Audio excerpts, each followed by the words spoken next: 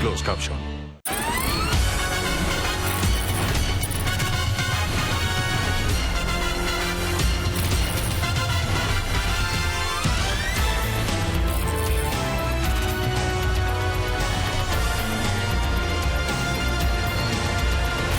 City Noticias de las 8. Hola, muy buenas noches. Saludamos a nuestra audiencia en Bogotá, en Colombia y en el mundo. Aquí están los titulares de las principales City Noticias de hoy. Titulares. La emergencia por inundaciones deja 58.000 familias afectadas y 14.000 viviendas perjudicadas. Córdoba se está quedando sin cupo en los albergues. El gobierno prepara una nueva declaratoria de emergencia económica. La Cruz Roja Seccional Bogotá inició una campaña de recepción de donaciones para los damnificados. Armarán 3 tipos de kits: mercado básico, higiene personal y hábitat. Les contamos cómo ayudar. En noticias locales, así venden droga a plena luz del día en Los Mártires. Con drones en el sector de Samper Mendoza, 4 delincuentes fueron detectados utilizando un poste de alumbrado público para esconder los estupefacientes y evadir a las autoridades. Avanza la acusación en contra de Óscar Santiago Gómez, señalado por la muerte de la periodista Laura Camila Blanco. La fiscalía asegura que la joven habría sido asfixiada antes de ser lanzada del 9º piso. Movilidad paralizada en el centro de la ciudad. Decenas de integrantes del gremio reciclador se tomaron la carrera 10ª y la calle 19 para exigir al Ministerio de Vivienda cumplimiento con la mesa de diálogo instalada. Espere reporte en directo. Nueva EPS confirmó que a partir de hoy retoma la dispensación de medicamentos con Colsubsidio en varias zonas del país. Son 40 puntos de atención disponibles en Bogotá, Cundinamarca, Antioquia, Tolima y Valle del Cauca. La Secretaría de Hábitat entregó los primeros 24 subsidios de mejoramiento de vivienda en Ciudad Bolívar. El distrito otorgará 17.000 apoyos para vivienda nueva y mejoramiento este año.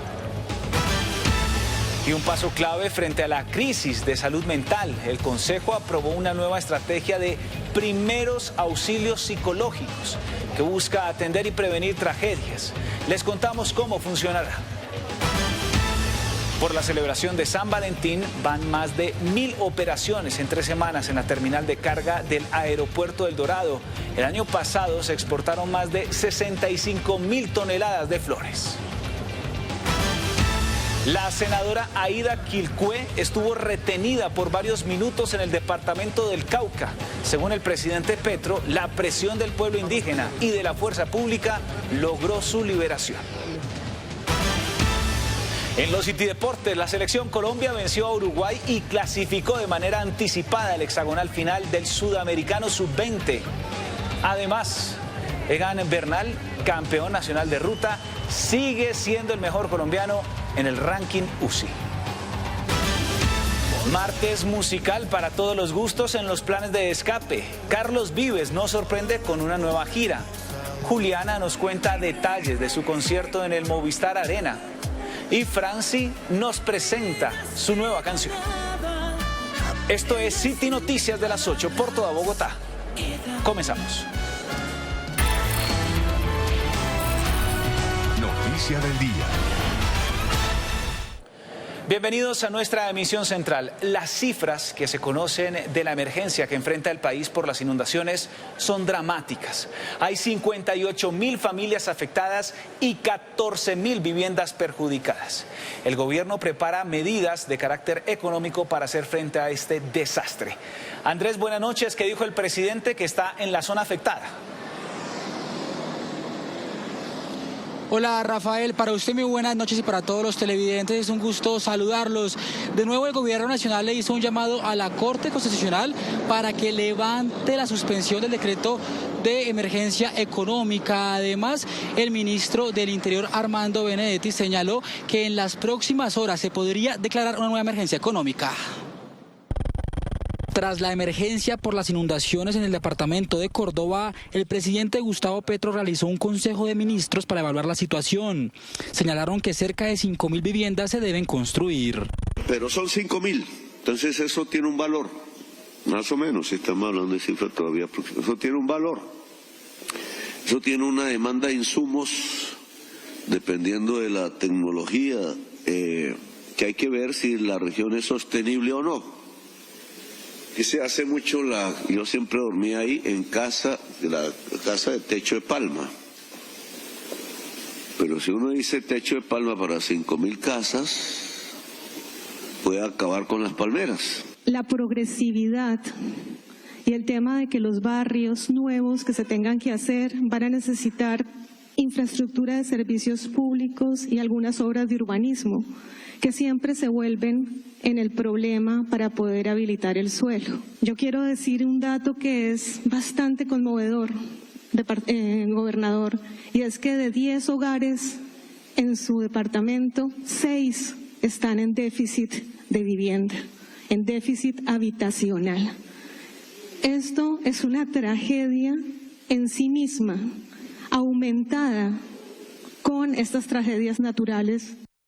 Asimismo, el Gobierno Nacional espera que la Corte Constitucional levante la suspensión del decreto de la emergencia económica para controlar la situación. La expectativa es que la plata está en la Corte Constitucional, se suspenden las medidas y si no, habrá una nueva decreto de emergencia económica que, según palabras del presidente, lo tendría que presentar mañana.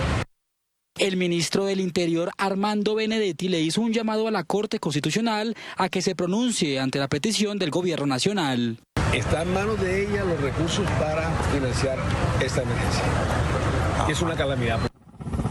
En Colombia, la emergencia ha dejado más de 58.000 familias afectadas, 18 personas fallecidas, 4 heridas, y se han registrado 10.000 viviendas averiadas y más de 3.900 destruidas.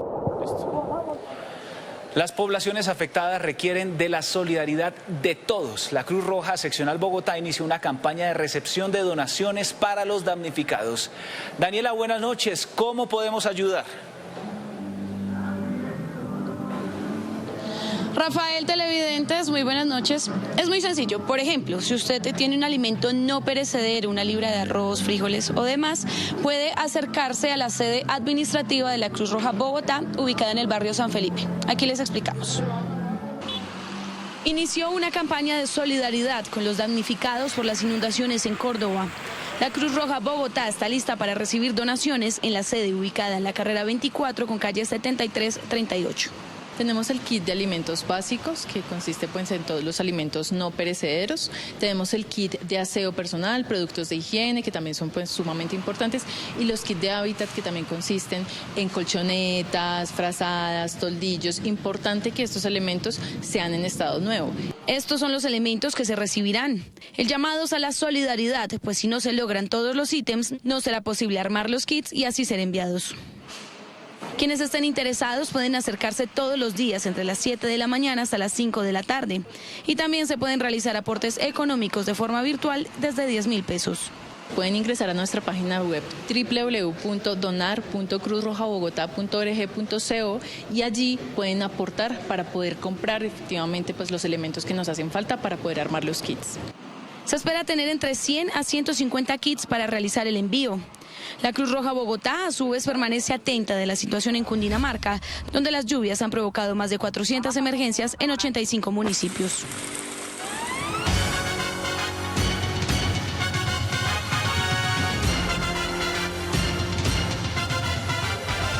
En noticias locales, gracias a labores de vigilancia con drones, fue identificada una banda que vendía droga a plena luz del día. Esto es en la localidad de Los Mártires. Camilo, buenas noches. ¿Qué se ve en las imágenes y cómo operaba esta banda? Rafael y televidentes, ¿qué tal? Muy buenas noches. A través de este patrullaje con drones sobre el sector Samper Mendoza, en pleno centro de Bogotá, las autoridades pudieron evidenciar cómo estos 4 individuos escondían la droga en un poste de alumbrado público y de esta manera evadir a las autoridades. 4 señalados delincuentes dedicados al tráfico de estupefacientes en el centro de Bogotá fueron capturados en las últimas horas. Según las autoridades, estas personas utilizaban un poste de alumbrado público para esconder el estupefaciente. Labores de patrullaje y vigilancia por parte de las zonas de atención y con apoyo del sistema aéreo remotamente tripulado, SIAR, donde se puede observar desde la parte aérea cómo 4 personas se dedicaban al tráfico de estupefacientes.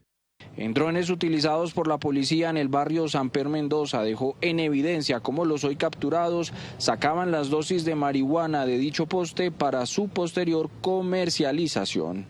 Por eso nuestras zonas de atención inmediatamente se les informa, acuden al sitio y dan con la captura de estas 4 personas encontrándoles más de 50 dosis de marihuana. Estas personas fueron dejadas a disposición de la Fiscalía General de la Nación. En el marco de la lucha contra el microtráfico en Bogotá, en la localidad de Chapinero, autoridades también hallaron una caleta que funcionaba con control remoto dentro de un establecimiento abierto al público. Empleada para ocultar las sustancias y evadir los controles policiales. Con este resultado, la Policía Nacional reafirma su compromiso con la seguridad y la convivencia ciudadana e invita a la comunidad a denunciar cualquier hecho delictivo a través de la línea de emergencia 123. En medio de este operativo, las autoridades incautaron 200 dosis de marihuana, 92 dosis de coca, 22 de tusi y más de 500.000 pesos en efectivo, así como la captura de una persona por el delito de tráfico de estupefacientes.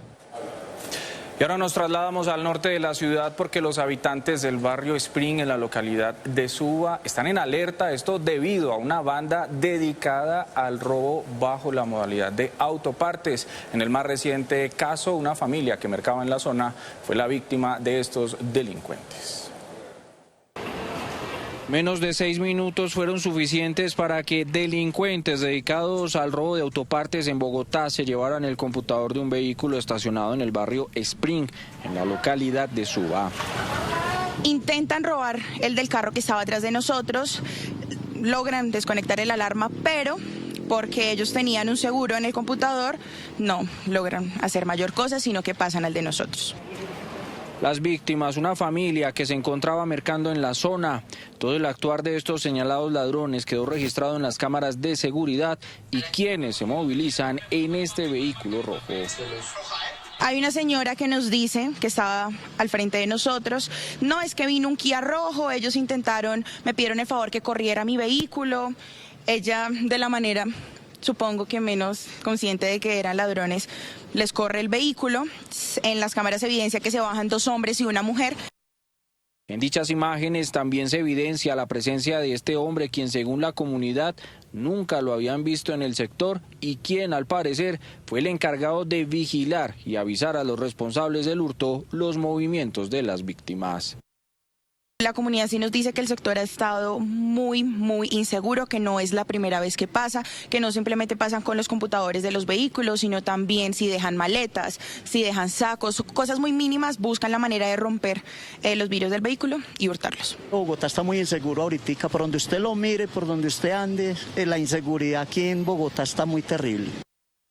Una vez logran su cometido, huyen por la calle 138. Las víctimas y la comunidad le piden a las autoridades dar con esta banda dedicada al hurto de autopartes en el norte de la ciudad. Tránsito. La movilidad estuvo paralizada en el centro de la ciudad durante toda la tarde por una protesta de decenas de integrantes del gremio reciclador. Dani, usted los acompañó. ¿Situación a esta hora? Rafa, la protesta que esta tarde se tomó el centro de la capital del país ya regresó a su lugar de origen, aquí en inmediaciones del Ministerio de Vivienda, donde se mantiene el bloqueo. Yo quisiera que ustedes observaran un poco la situación, y es que hay instaladas algunas carpas, se está trabajando una especie de plantón que, recordemos, están desde esta madrugada, es decir, ya estamos próximos a cumplir las 24 horas de esta instalación. Es el gremio de recicladores que, además de estar aquí instalados, esta tarde se movilizaron, ya lo decía usted, por el centro de la capital, por las vías de este lugar, arrancaron movilizaron sobre la calle Sexta con carrera 10ª, posteriormente se movilizaron por la misma carrera 10ª hasta la calle 19. Allí hubo alta afectación en el sistema de transporte masivo de la ciudad, hubo 9 rutas zonales que se vieron perjudicadas y también la troncal de Transmilenio de la carrera 10ª con el cierre de 3 estaciones, San Diego, Las Nieves y San Victorino. Sin embargo, al regresar la protesta, pues ya empieza a normalizarse la movilidad en el centro, aunque sí hay que decir que por los cierres en alrededor de la Plaza de Bolívar hay un poco de congestión vehicular. Nos acompaña el vocero de esta protesta, el señor Jonathan. Buenas noches, cuéntenos por favor los motivos y si han adelantado algún diálogo con el gobierno nacional. Muy buenas noches para todos. El motivo exacto es que estamos pidiéndole al Ministerio de Vivienda, Ciudad y Territorio que no deslegitime al gremio reciclador. Nosotros tenemos una mesa de negociación, la cual la tiene la Comisión Nacional de Recicladores con el Ministerio de Vivienda, Ciudad y Territorio. Y en este momento el Ministerio pretende deslegitimar un proceso de trabajo por más de 3 años. ¿Ya tuvieron acercamiento? ¿Hoy en la tarde la protesta va a continuar? Directamente con el Ministerio no hemos tenido ningún acercamiento. Esta mañana se acercó la doctora Natacha y nos dijo que simplemente en el Ministerio no habían venido a trabajar porque no iba a haber agua. Cuando ayer supimos que les dijeron que no podían venir porque iban a haber estas protestas. De acuerdo, señor Jonathan, muchísimas gracias. Estaremos muy atentos al desarrollo de esta movilización aquí en el centro de la ciudad, muy cercano a la Plaza de Bolívar. Es que a propósito de protestas, nosotros también seguimos pendientes de las movilizaciones y el Plan Tortuga, pero en los aeropuertos internacionales de nuestro país. Recordemos que los sindicatos de Migración Colombia están protestando y mañana tendrían una reunión con el Ministerio de Trabajo. Así se veía el área de emigración del Aeropuerto Internacional El Dorado este martes con corte a las 4 de la tarde. Hubo mejoras en la operación en medio de las protestas de los sindicatos de Migración Colombia. Ante algunas afirmaciones hechas por una de las organizaciones sindicales, quiero hacer las siguientes precisiones. No es cierto que la entidad está desfinanciada. El presupuesto total asignado a la entidad para el año 2026 supera los 267.000 millones de pesos. No es cierto que no se va a pagar la bonificación migratoria. Esa fue la respuesta que brindaron ante el Plan Tortuga adelantado por el Sindicato de Migración Colombia en aeropuertos internacionales del país, quienes además de la nivelación salarial y otros puntos, cuestionan un pago de 12 millones a contratistas por un estudio de reingeniería de la entidad que según ellos nunca se hizo. El acuerdo decía que se hacía el contrato de un estudio de reingeniería en el primer trimestre de 2025. Pues imagínate que estamos a 2026 en el primer trimestre y no hay ni estudio ni nada. Decían que se supone que tenía que implementarse el 1 de enero de 2026, pero el 1 de enero de 2026 ni siquiera está contratado el estudio. La entidad informó que en coordinación con el Ministerio de Trabajo están promoviendo espacios de diálogo con los manifestantes. Pese a las dificultades presupuestales, avanzamos en la construcción del rediseño institucional, del que también se dice que no hemos hecho nada, pero con la participación de todas las áreas, funcionarios y funcionarias de todo el país y las mismas organizaciones sindicales, hemos adelantado 27 mesas técnicas. También se reportó normalidad sobre las 4 de la tarde en la zona de inmigración del Dorado, es decir, la que recibe los viajeros internacionales. Se mostraron algunas largas filas, pero sin novedades o mayor afectación. Y las operaciones en el aeropuerto El Dorado se incrementaron de cara a la exportación de flores y a la temporada de San Valentín este fin de semana. Esta tarde acompañamos los trabajos en la terminal de carga. Se avecina San Valentín y el aeropuerto El Dorado está listo para una de las temporadas más exigentes para la carga aérea del país. Hoy en día se vuelca la mirada a Bogotá, también a Medellín y a Quito. Son los focos en donde se genera la fuente principal de operaciones. Nosotros nos preparamos junto con las autoridades, se proyectaron 1.000 operaciones en 3 semanas, lo cual es lo regular de un mes. Entonces es un incremento de operaciones significativo. Para esta misma fecha, pero del 2025, nuestro país exportó más de 65.000 toneladas de flores, principalmente hacia Estados Unidos. Las flores representan el 80% de la carga aérea internacional y por eso el aeropuerto El Dorado es el más importante de América Latina. Sobre Guarulhos o sobre México, y eso es muy importante porque demuestra que trabajando en equipo, que es lo fundamental del Plan Pétalo, es que podemos tener las cifras que podemos mostrar al mundo. Luego de pasar un proceso de aceptación, todas las cajas con las flores entran a este cuarto de almacenamiento que está entre 2 a 8 grados Celsius precisamente para su conservación. Allí al fondo ya ven las aeronaves listas para sus envíos. Nosotros desde el momento en que estamos organizando el cuarto frío, hacemos el orden de cargue para nuestra aeronave. ¿Qué sucede y con qué propósito? Que nosotros siempre tenemos que resguardar la cadena de frío de las flores. Entonces tiene un orden de cargue, ese cargue ya lo tiene la bodega para sí mismo hacer obviamente el posicionamiento de carga. Estamos acompañando el proceso, son 40 minutos de descargue y 40 minutos luego de carga. En una aeronave, por ejemplo, como esta, que tiene capacidad de hasta 68 toneladas 500. Es una preparación en términos de capacidades. El aeropuerto brinda recursos aeroportuarios, brinda articulación con las entidades, brinda articulación con los diferentes stakeholders, partes interesadas. Se espera una temporada exitosa del Plan Pétalo para este 2026, con el envío masivo de flores colombianas a cerca de 100 países. Bárbaro.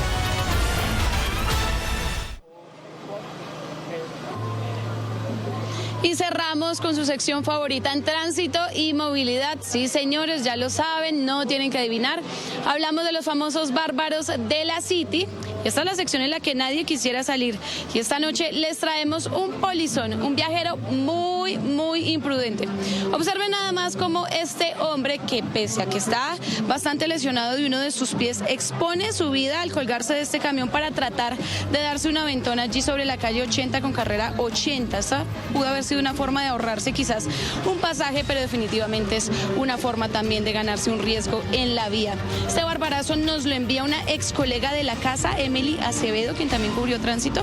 A ella gracias, y a todos los ciudadanos que al número que aparece en este momento en pantalla nos envían sus reportes de los bárbaros en la City, también las denuncias de tránsito y movilidad. Nosotros, mientras tanto, nos despedimos con las imágenes de la protesta que en este momento se mantiene activa aquí en el centro de la capital del país por parte del gremio de recicladores en inmediaciones del Ministerio de Vivienda.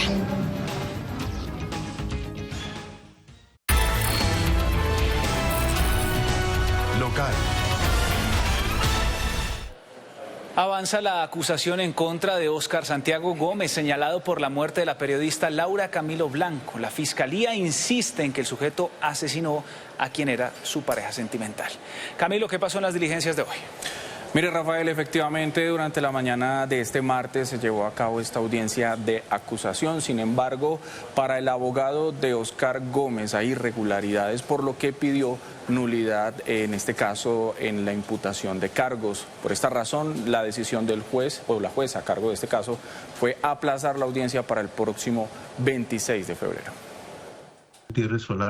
En horas de la mañana de este martes se llevó a cabo la audiencia de acusación en contra de Óscar Santiago Gómez como el señalado responsable de asesinar a Laura Camila Blanco, la joven periodista. Sin embargo, dicha diligencia tuvo que ser aplazada por solicitud de la defensa del hoy procesado.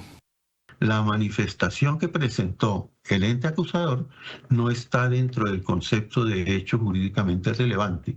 Simplemente concluye en su consideración subjetiva el fiscal que dentro de la habitación Óscar Santiago Gómez Leal asfixió, estranguló a Laura Camila Blanco Osorio, colocándola en estado agónico para luego lanzarla al vacío, pero sin concretar ninguno de estos aspectos en forma específica. En el escrito de acusación, la Fiscalía sostiene que Óscar Santiago, pareja de Laura Camila, habría asfixiado a la joven momentos previos de lanzarla desde un 9º piso de un apartamento ubicado en la localidad de Barrios Unidos para julio del año pasado. Nosotros esperamos que se le dé sentencia a esta persona. Realmente es concretamente lo que nosotros queremos, que esa persona pague por el daño que le hizo a mi hija, por haber apagado su vida y por el daño que nos ha hecho a nosotros como familia. Para la señora Cecilia Osorio, mamá de la víctima, las pruebas entregadas por la Fiscalía son contundentes y dejan en evidencia el presunto ciclo de violencia al que su hija habría sido sometida por el hoy capturado. yo como mamá y como familia, mi hijo, el papá de Laura Camila, sabemos que nada nos va a devolver a nuestra hija, que el dolor de estos 6 meses de su ausencia pues no se va a borrar con nada, pero pues estamos agradecidos con la justicia en este caso porque pues de alguna manera sentimos que fuimos escuchados. Por decisión de la jueza a cargo del caso, dicha audiencia fue aplazada para el próximo 26 de febrero, donde se espera que la Fiscalía presente el escrito de acusación y dar inicio de esta manera al juicio oral en contra de Óscar Santiago Gómez Leal como el señalado responsable del feminicidio de la joven periodista.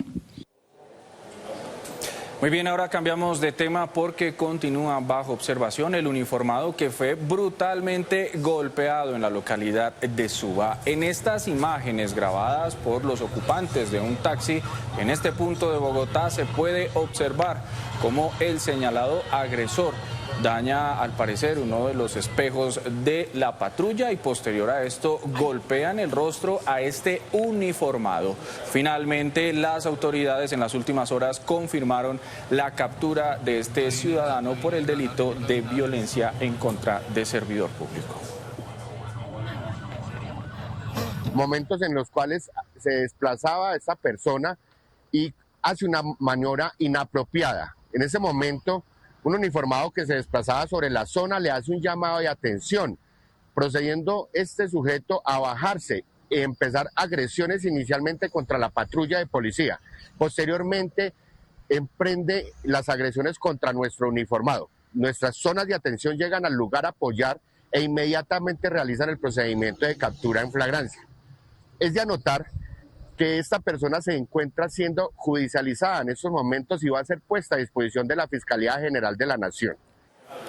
Y mucha atención porque la nueva EPS confirmó que a partir de hoy retoma la dispensación de medicamentos con colsubsidio en varias zonas del país.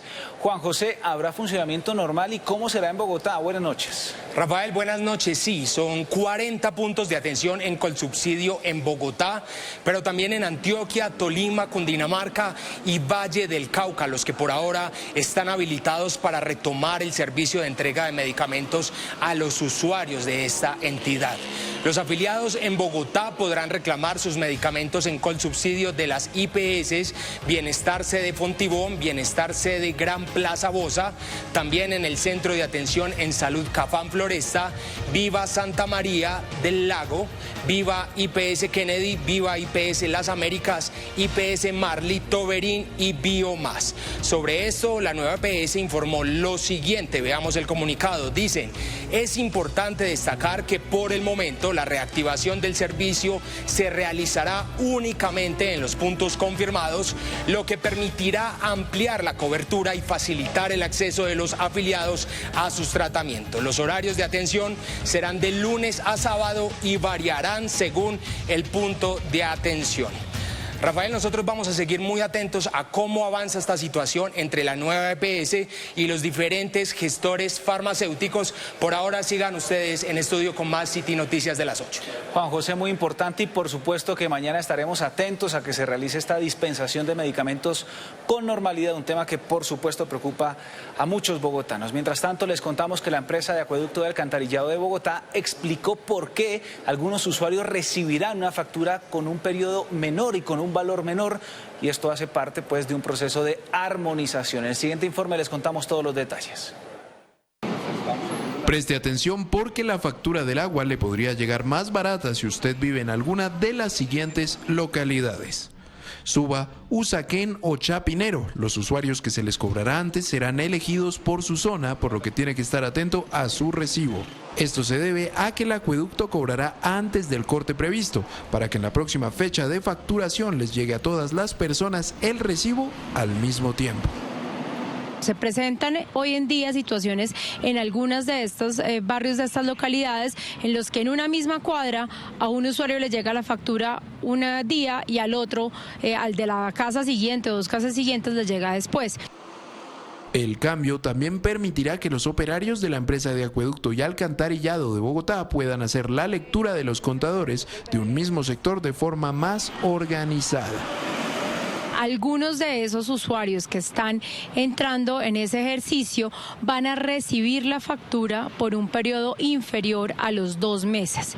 Esto no quiere decir que haya un error, esto no quiere decir que haya cambiado la tarifa, simplemente que como estamos haciendo ese ejercicio de uniformizar en esas zonas con los sectores hidráulicos la facturación, van a recibir una factura con un periodo inferior y luego en la siguiente factura, que ya se les va a normalizar o armonizar el ciclo, pues van a recibir el cobro por los días restantes.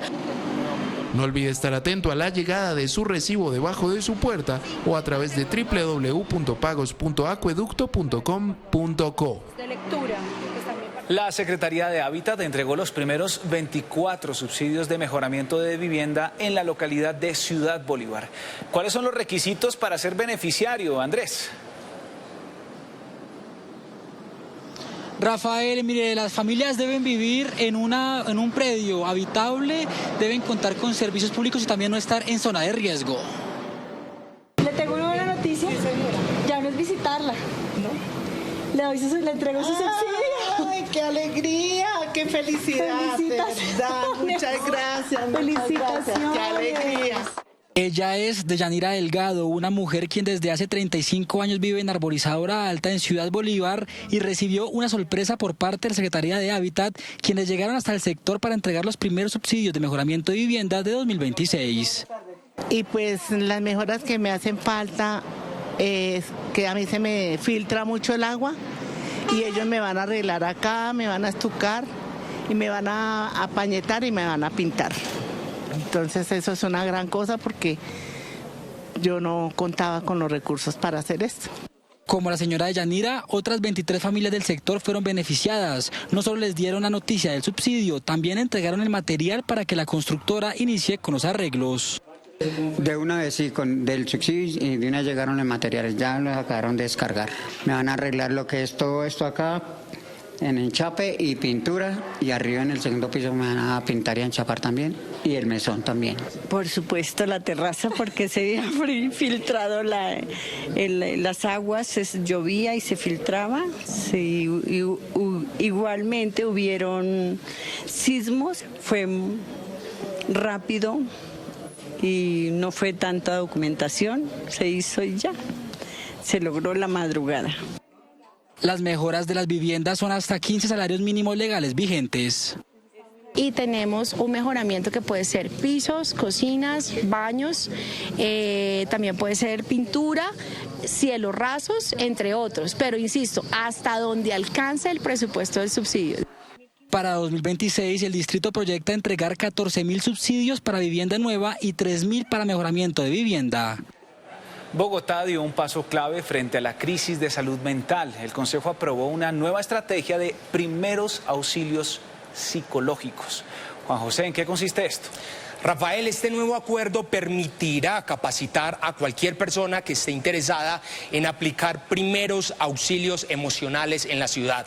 Además, busca crear programas de voluntariado para brigadistas en salud mental y definir rutas que permitan garantizar una mejor atención para las personas que necesiten apoyo psicológico. La salud mental se convirtió en una urgencia silenciosa en Bogotá. Ahora una nueva estrategia busca atender las crisis antes de que se conviertan en tragedias. Desde el Consejo de Bogotá se explicó el alcance del nuevo acuerdo de primeros auxilios psicológicos. Un proyecto que le va a dar a la ciudad un programa de voluntariado en brigadistas emocionales, estrategias para el autocuidado en la ciudad, masificar los espacios de cuidado emocional en colegios, en universidades, en jardines, en el transporte público, trabajando incluso con la fuerza pública y las comunidades en la ciudad. La medida permitirá capacitar gratuitamente a ciudadanos, docentes y equipos de emergencia y crear brigadistas emocionales para atender crisis y activar rutas de atención en espacios públicos y educativos. Para prevenir cómo reaccionar en una crisis de ansiedad, de depresión, un intento suicida de un amigo, un compañero de trabajo en la universidad, un familiar.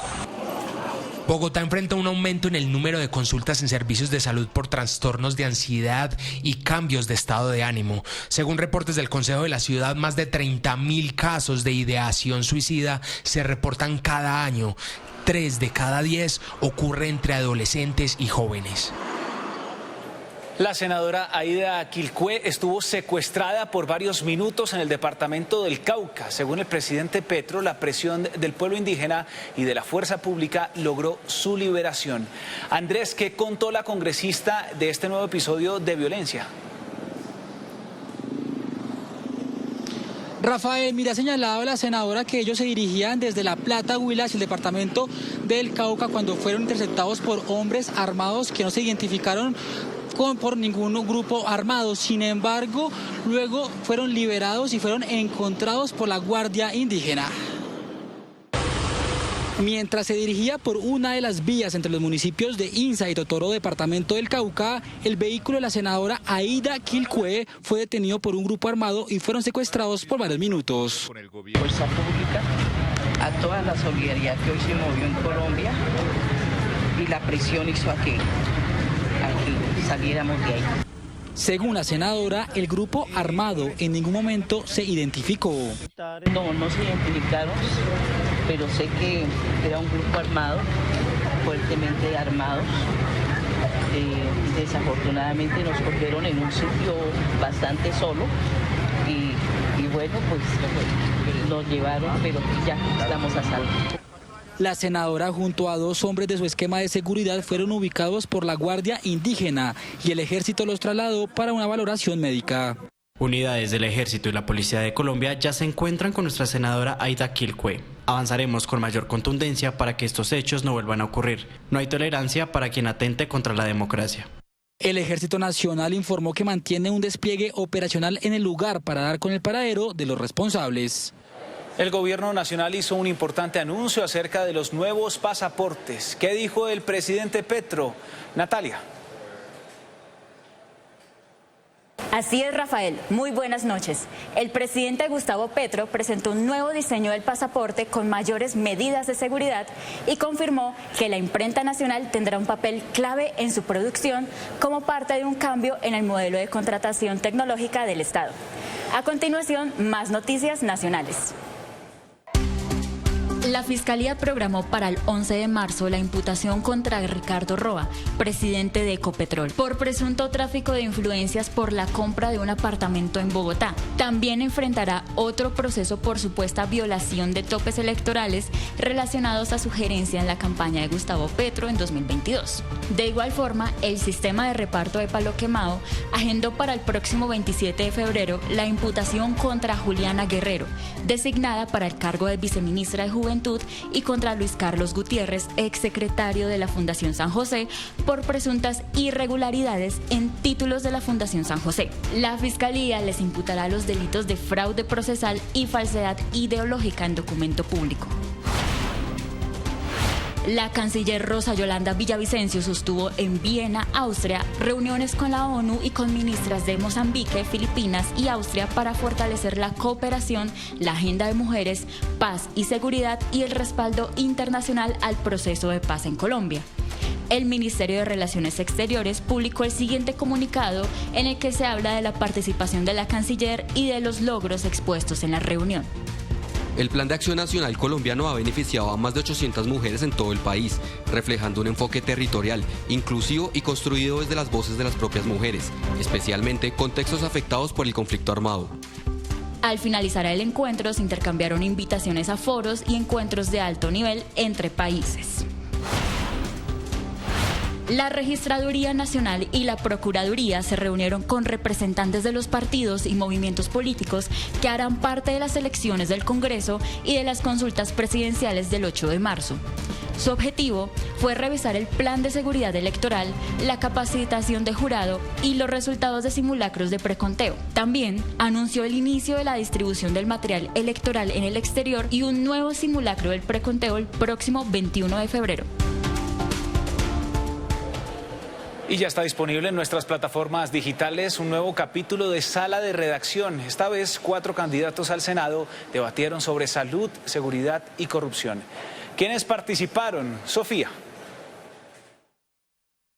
Rafael y televidentes, muy buenas noches. Participaron Hernán Cadavid, candidato al Senado por el Centro Democrático, María Eugenia Londoño por el Pacto Histórico, Óscar Ortiz por el partido Oxígeno y Juan Baena por la coalición Ahora Colombia. Fue un espacio de debate para conocer de manera general sus propuestas en salud, corrupción y seguridad, temas clave en la agenda nacional. En el nuevo capítulo de Sala de Redacción, el debate se trasladó al terreno político. 4 candidatos al Senado fueron invitados para hablar de salud, corrupción y seguridad, 3 de los temas que más preocupan al país. Fue un espacio de debate en el que cada uno expuso de manera general sus propuestas frente a estos temas. Recuerden ustedes que la paz tiene un ejercicio complejo que tiene que ver con las causas estructurales de un conflicto. Educación, salud, vivienda, recreación. Saneamiento básico, falta de oportunidades para los jóvenes. No interpongamos la ideología sobre las realidades.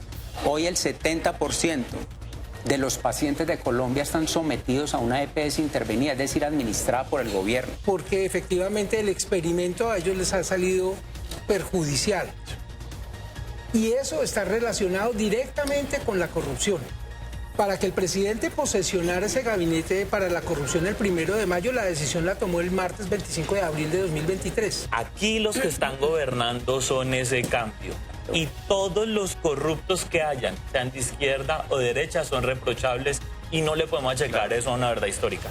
Un intercambio intenso con posturas encontradas que dejó claro que la campaña ya se está jugando también en la mesa del debate. No se pierda Sala de Redacción en todas nuestras plataformas digitales.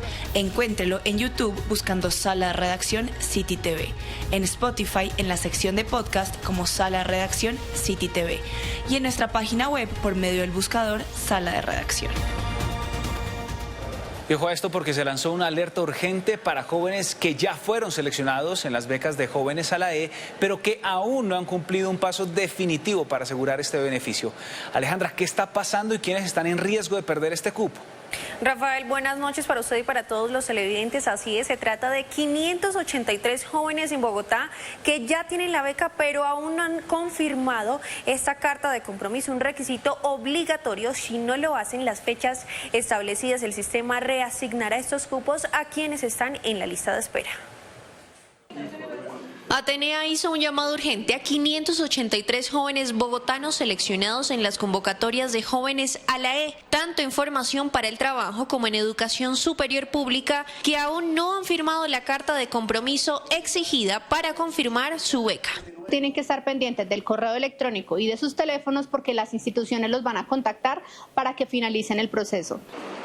En la línea de instituciones públicas dirigida para estudiantes de las Universidades Nacional, Distrital, Pedagógica, la Escuela Tecnológica Instituto Técnico Central y el SENA, la fecha límite de firma es el miércoles 11 de febrero hasta las 11:59 p.m. Los estudiantes contarán con financiación de estrategias de bienestar y un apoyo económico de un salario mínimo legal vigente por semestre, además de canastas alimentarias y tutorías según la oferta institucional.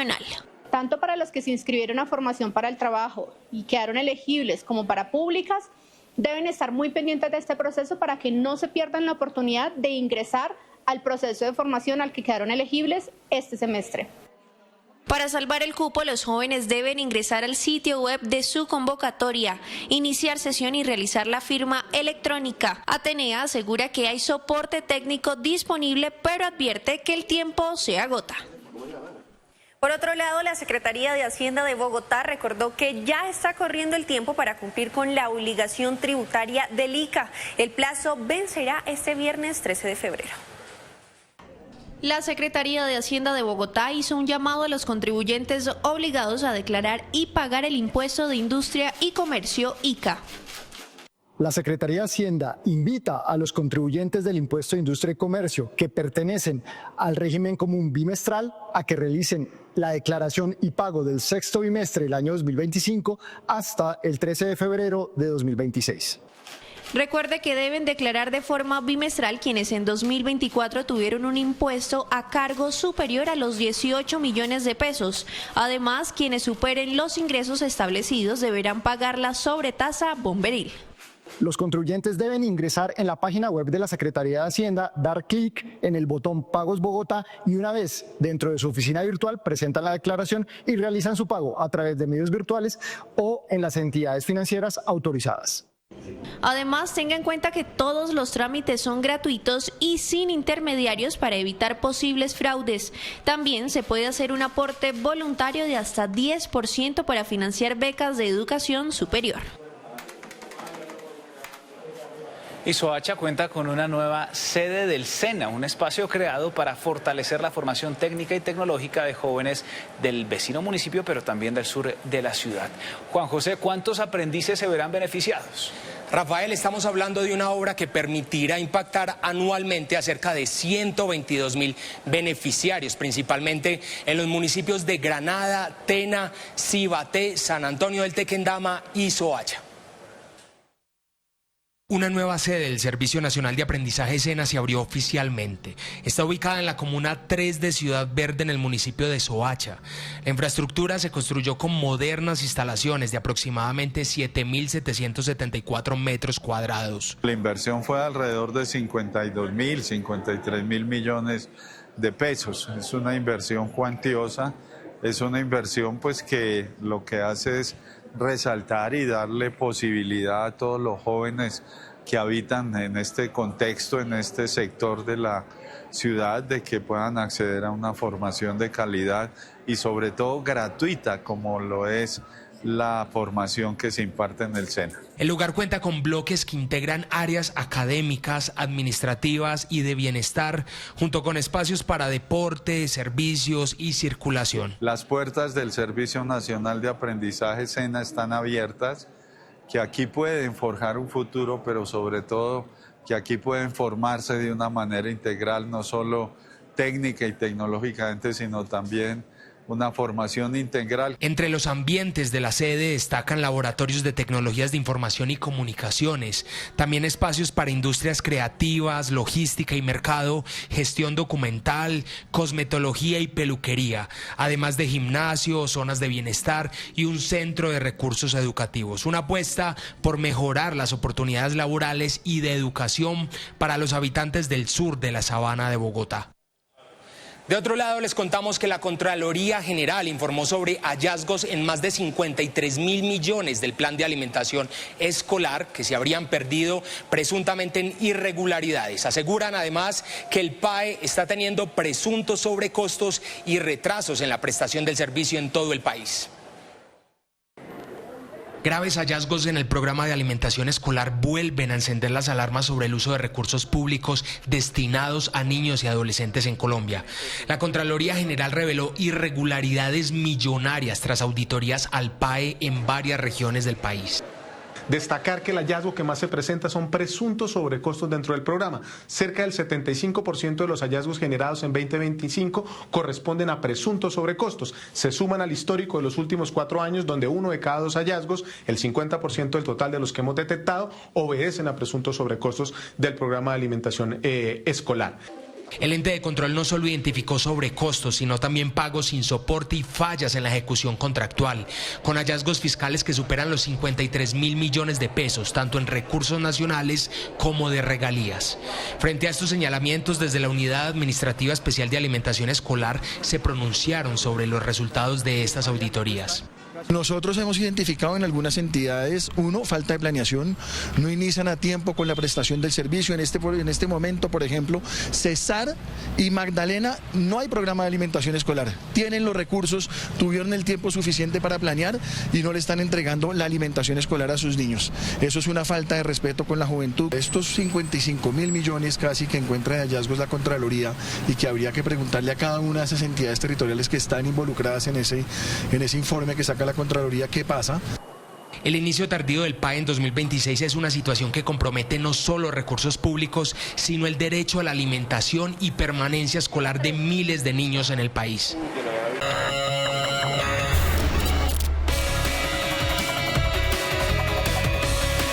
Lo que pasa afuera también nos afecta. Seguimos de cerca los conflictos, novedades y giros que marcan al mundo. Aquí la mirada es global, pero el enfoque es claro. Más en citytv.com.co.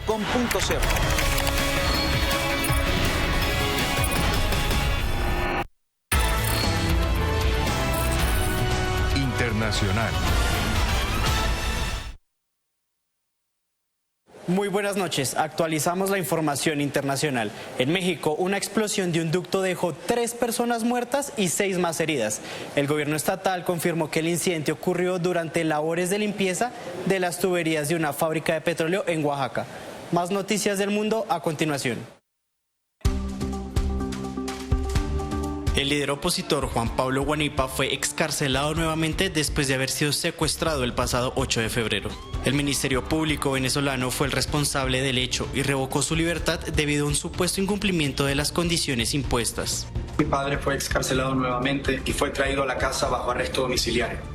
Tiene un grillete, 2 funcionarios apostados en el estacionamiento de nuestra casa, prohibición para salir en redes sociales y dar declaraciones, además de lo obvio de no poder salir de su casa. Por medio de su cuenta de X, el presidente de la organización Foro Penal, Alfredo Romero, se pronunció.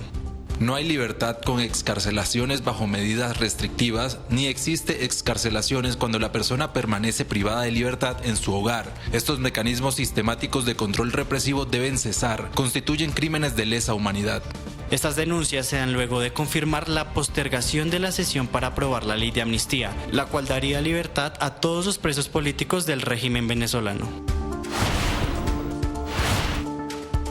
A pesar de las conversaciones entre Irán y Estados Unidos, las tensiones debido al enriquecimiento de uranio continúan. Luego de no llegar a ningún acuerdo entre ambos países, Estados Unidos ha movilizado sistemas antimisiles como medida de precaución ante un posible ataque iraní, mientras que considera el segundo envío de portaaviones a Medio Oriente. Ante los hechos, el gobierno israelí buscará establecer diálogos con Estados Unidos sobre el programa de misiles de Irán para hacer presión.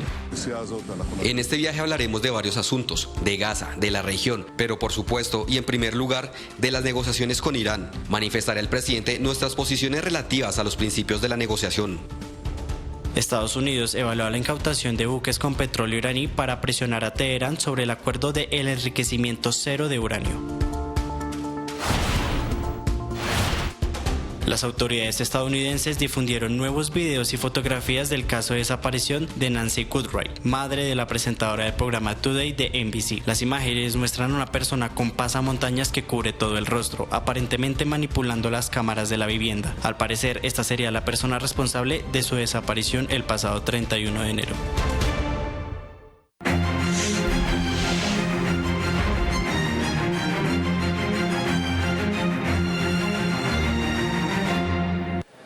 Y se acerca el final de la 8ª campaña aérea a la Antártica. Ya completan 2 semanas en el continente blanco. Informe de Lisette Martínez. Abrir el camino para que Colombia pueda hacer ciencia en el continente blanco ha sido el producto de un trabajo de años, en donde la diplomacia ha jugado un rol fundamental, especialmente para lograr aliados estratégicos como Chile y Argentina, que han acogido a las comisiones hacia la Antártica con los brazos abiertos. Es una misión operacional bastante exigente, es una misión que paralelamente con el planeamiento y el despliegue de nuestra aeronave, nuestro C-130. El camino hacia la Antártica se ha construido desde el arduo trabajo de varios actores, entre ellos la agregaduría aérea ante Chile.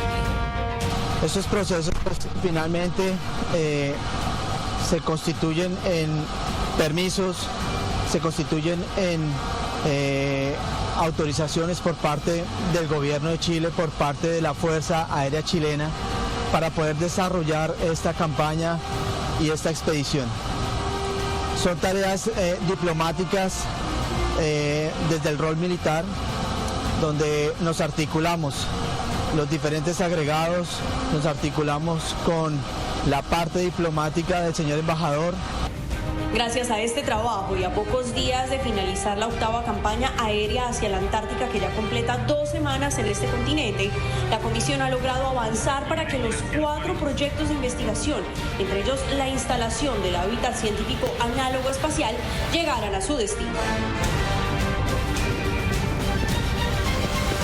Termina City Noticias de las 8. No olvide ver nuestras noticias en la página web citytv.com.co siguiendo el código QR que aparece en pantalla. Recuerden que hay más información mañana desde las 5:30 de la mañana en Arriba Bogotá. Feliz noche.